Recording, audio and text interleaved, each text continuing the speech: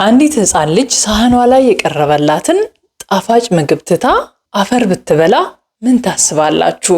ይህ በምናብ የተፈጠረ የታሪክ መጽሐፍ አይደለም። በሕክምና ታሪክ ውስጥ ዶክተሮችን ግራ ካጋቡ እውነተኛና አስደናቂ አጋጣሚዎች አንዱ ነው። አንዲት የ7 ዓመት ሕፃን ልጅ ላለፉት 5 ዓመታት ሙሉ ማለትም ከ2 ዓመት ዕድሜዋ ጀምሮ እውነተኛ ወይንም ሰው የሚጠቀመውን ምግብ መመገብ አቁማ ጠጠሮችንና አፈርን ትበላ ነበር። ወላጆቿ ቢለምኑ ሌላው ቀርቶ ቢቆጧትም ልማዷን ማቆም አልቻለችም። ውጤቱ ከባድ ነበር። ላለፉት 3 ዓመታት የቆየ የሆድ ህመም፣ ሙሉ በሙሉ የተቦረቦሩ ጥርሶች ነበሯት። ዛሬ በዚህ ቪዲዮአችን እቺ ሕፃን ለምን ይህን ታደርግ ነበር? ሕክምናው ላይ የተገኘው አስደናቂ ሚስጥር ምንድነው? እንዲሁም ፒካ ተብሎ የሚጠራውና ሕፃናት ምግብ ያልሆኑ ነገሮችን እንዲበሉ የሚያደርገው የአእምሮና የአካል ህመም መንስኤው ምን እንደሆነ በጥልቀት እንማማራለን። እስከ መጨረሻው አብራችሁኝ ቆዩ። ታሪኩ የሚጀምረው ሕፃኗ በከባድ የሆድ ህመም ምክንያት ወደ ሕክምና ክፍል በገባችበት ዕለት ነበር። ዶክተሮች የመጀመሪያ ምርመራ ሲያደርጉ የሕፃኗ ሁኔታ በጣም አሳሳቢ ነበር። የ7 ዓመት ልጅ ብትሆንም መጠኗ ከአካሏ ዕድሜ ጋር አይመጣጠንም። በጣም ከስታለች። ዶክተሮቹን በጣም ያስገረመው የጥርሷ ምርመራ ውጤት ነው።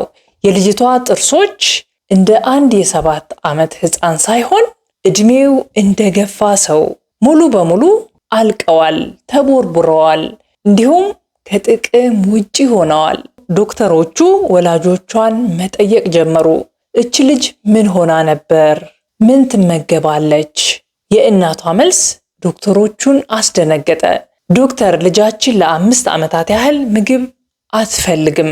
በምትኩ የግድግዳ ጡብ፣ አፈርና ጠጠር ነው የምትበላው። ላለፉት 3 ዓመታት ደግሞ በቀን እና በሌሊት ሆዴን እያለች በህመም ትሰቃያለች። ወላጆች ልጃቸው ከ2 ዓመት ጀምሮ የቤት ግድግዳ እየቧጨረች ቁርጭራጭ እየሰበሰበች ወደ አፏ ስታስገባ ይመለከቱ ነበር። መጀመሪያ ላይ እንደ ልጅ ጫወታ ቆጥረውት የነበረ ቢሆንም እያደገች ስትሄድ ልማዱ እንደ ሱሰኝነት ሊያቆሙት የማይችሉት ነገር ሆነ። እዚህ ጋር አንድ ትልቅ ጥያቄ ይነሳል። ሕፃናት አፋቸው ውስጥ ዕቃ መክተት የተለመደ አይደለ ትሉ ይሆናል። አዎ፣ ሕፃናት ገና በትንሽነታቸው ከ6 ወር እስከ 2 ዓመት ባለው ዕድሜ አካባቢያቸውን የሚያጠኑት በአፋቸው አማካኝነት ነው። አፋቸው በጣም ስሜታዊ ስለሆነ ያገኙትን ነገር ሁሉ ወደ አፋቸው መውሰዳቸው ተፈጥሯዊ ወይንም የተለመደ የልጅነት ዕድሜ ደረጃ ወይንም ኦራል ፌዝ ይባላል። ነገር ግን ሕፃናት ይህንን የዕድሜ ክልል ካለፉ በኋላ ማለትም ከ2 ዓመት በላይ ከሆኑ በኋላ ምግብ ያልሆኑ ነገሮችን ለምሳሌ ድንጋይ፣ ኖራና የሸክላ አፈር፣ ሳሙና፣ ሳንቲም ወይም ጨርቅ በተደጋጋሚና ለረጅም ጊዜ የሚበሉ ከሆነ ይህ የተፈጥሮ ዕድሜ ሂደት ሳይሆን የጤና መታወክ ምልክት ነው። ይህ ሁኔታ በሕክምናው ዓለም ፒካ በመባል ይታወቃል። ፒካ የሚለው ስም የመጣው ፒካ ከተባለች የማክፔ ወፍ ሳይንሳዊ ስም ነው። ይህች ወፍ ያገኘችውን የሚበላ የሚመስላትን ማንኛውንም አይነት ቁሳቁስ ሳትመርጥ የማዋጥ ባህሪ አላት። በፒካ የሚሰቃዩ ሰዎች ለምን ምግብ ያልሆነ ነገር ይፈልጋሉ? የአእምሮ ችግር ነው ወይስ የአካል የሚለውን እንመልከት። መልሱ ሁለቱም ሊሆን ይችላል። ነገር ግን በአብዛኛው ሕፃናት ላይ የሚታየው ዋነኛ ምክንያት በአካላቸው ውስጥ ወይንም በሰውነታቸው ውስጥ ያለው የማዕድናት እጥረት ነው።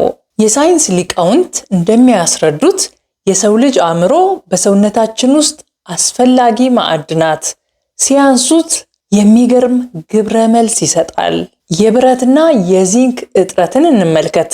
አንድ ሕፃን በሰውነቱ ውስጥ የብረት ወይንም የአይረን ማዕድን እጥረት ወይንም አይረን ዲፊሸንሲ አኒሚያ ሲያጋጥመው አእምሮ እጥረቱን ለማሟላት የሚበሉ ነገሮችን ሳይሆን እንደ አፈር፣ ጡብ ወይም በረዶ የመመኘት የመፈለግ ስሜት ይፈጠርበታል።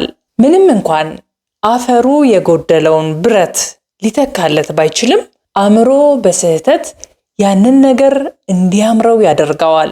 ሌላኛው የእርሳስ ወይንም ሊድ መርዛማነት አደጋ ወይንም ተጋላጭነት ሲኖር ነው። የህፃናት ቀለም ወይም የቆዩ ቁሳቁሶች ውስጥ የሚገኘው ሊድ ወይም እርሳስ የተባለው መርዛማ ንጥረ ነገር ህፃናት አፈርና የቤት ቀለም እንዲልሱ ያደርጋቸዋል። ይህ ደግሞ ለአእምሮ እድገት መዘግየት ምክንያት ይሆናል። ህፃኗ ላይ የደረሱት ጉዳቶች የጥርስ መጎዳት፣ ይህም የ7 ዓመቷ ህፃን ጠንካራ ነገሮች በጥርሷ ስታኝክ በመቆየቷ የጥርሷ የመከላከያ ሽፋን ኢናሜል ተብሎ የሚጠራው ሙሉ በሙሉ አልቆ ለከፍተኛ ህመምና ለጥርስ መቦርቦር ተጋልጣለች። የሆድ ዕቃ መቁሰል፣ ጠጠር ሁላችንም እንደምናውቀው በጨጓራ ወይም በአንጀት አይፈጭም። ጠጠሮች በሆዷ ውስጥ በመከማቸታቸው እንዲሁም የአንጀቷን ግድግዳ በመጉዳቱ ምክንያት ለ3 ዓመታት ያህል የማያቋርጥ የሆድ ህመም አስከትሎባት ነበር። ሌላኛው ኢንፌክሽንና ጥገኛ ተህዋሲያን በአፈር ውስጥ የሚገኙ ባክቴሪያዎችና የትል እንቁላሎች ወደ ሆዷ በመግባታቸው ለከፍተኛ የጤና እክል ተዳርጋ ነበር። ዶክተሮቹ የህፃኗን ደም ሲመረምሩ ያሰቡት አልቀረም። በሰውነቷ ውስጥ ከፍተኛ የብረት ወይንም የአይረን የዚንክና የካልሲየም እጥረት ነበረባት። ዶክተሮች ወዲያውኑ ውስብስብ ቀዶ ጥገና ወይም የነርቭ መድኃኒት አልሰጧትም። በምትኩ ቀጥተኛና ሳይንሳዊ እርምጃ ወሰዱ። ከፍተኛ መጠን ያለው የብረት ማሟያ ወይንም ሰፕሊመንት፣ የዚንክና የካልሲየም እንክብሎች እንዲሁም ለወላጆቿ ባህሪን ለመቀየር የሚረዳ ምክር ሰጡ። ውጤቱ ምን ሆነ መሰላችሁ? የህክምናው ውጤት አስደናቂ ነበር። ህፃኗ መድኃኒቱን መውሰድ በጀመረች በመጀመሪያዎቹ ሳምንታት የአፈር ፍላጎቷ መቀነስ ጀመረ።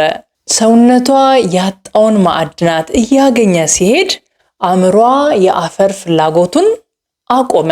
በልዩ እንክብካቤና ህክምና በ6 ወራት ውስጥ ህፃኗ ሙሉ በሙሉ ባዕድ ነገር መብላቷን አቆመች። የሆድ ህመሟ ጠፋ። የምግብ ፍላጎቷ ተመለሰ። ጥርሶቿም በጥርስ ህክምና ባለሙያዎች ህክምና ተደረገላቸው። ያች ለ5 ዓመት ከምግብ ውጪ ሁሉንም ነገር ስትበላ የነበረች ህፃን ወደ ጤናማ የልጅነት ህይወቷ ተመለሰች።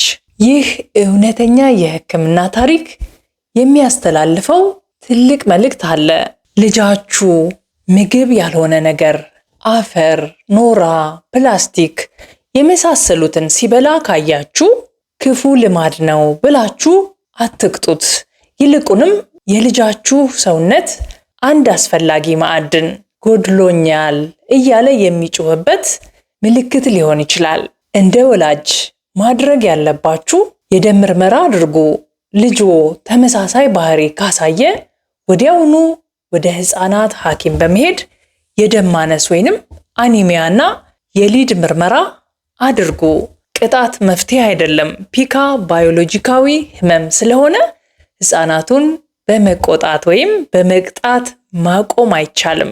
ሌላኛው የተመጣጠነ ምግብ መስጠት፣ ለህፃናት አስፈላጊ የሆኑ የብረትና የቫይታሚን ምንጮችን እንደ ስጋ፣ አትክልት፣ እንቁላል በበቂ ሁኔታ ይመግቧቸው። የዛሬው ቪዲዮአችን ይህንን ይመስላል። ስለ ፒካ ሲንድረም ወይንም ምግብ ያልሆነ ባዕድ ነገር ስለሚመገብ ህፃን የነበራችሁ ዕውቀት ምን ይመስል ነበር? ተመሳሳይ አጋጣሚ አጋጥሟችሁ ያውቃል? አስተያየታችሁን ከታች በኮሜንት መስጫው ላይ ይጻፉልን። ቪዲዮ ከተመቻችሁ ላይክ ማድረጋችሁን አትርሱ። ለሌሎች ወላጆችም እንዲደርስ ሼር አድርጉት። አዳዲስ አስደናቂ የህክምናና የሳይንስ ታሪኮች እንዲደርሳችሁ ቻናላችንን ሰብስክራይብ አድርጉ፣ የደወል ምልክቷንም ተጫኑ። ስለተከታተላችሁን እናመሰግናለን። በሌላ አስተማሪ የጤና ታሪክ እስከምንገናኝ ቸር ሰንብቱ።